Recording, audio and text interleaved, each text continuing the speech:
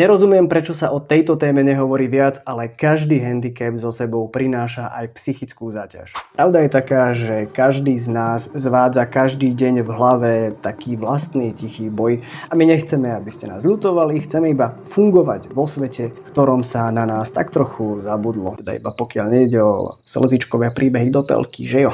Život s handicapom nie je o tom, že si kúpiš nejakú zázračnú pomôcku a si vybavený. Je to o tom, že sa snažíš nezblázniť každý deň. Celý život. Realita mnohých z nás je celoživotné hľadanie spôsobu, ako svoju inakosť prijať, ako ju akceptovať a ako s ňou vôbec pracovať. Téma psychického zdravia nemá byť tabu pre nikoho a práve o tom je toto video. Aj o tom, že človek, ktorý môže na prvý pohľad pôsobiť odmerane alebo zatrpknuto, možno iba prehráva ten svoj vlastný boj práve teraz a my to často nechceme vidieť. O tejto téme určite dnes nehovorím posledný krát, ale konkrétne toto video vzniklo aj preto, lebo moja priateľka napísala knihu o príbehoch z detskej a tínedžerskej psychiatrie. Ak chceš o tej knihe vedieť viac a podporiť ju, tak link nájdeš v popise tohto videa. A prosím ťa, napíš mi aj, čo si myslíš ty o tejto téme, či sa o nej konečne hovorí dostatočne, alebo sú to stále veľakrát iba nafúknuté, dobre znejúce kampane, ale nič viac.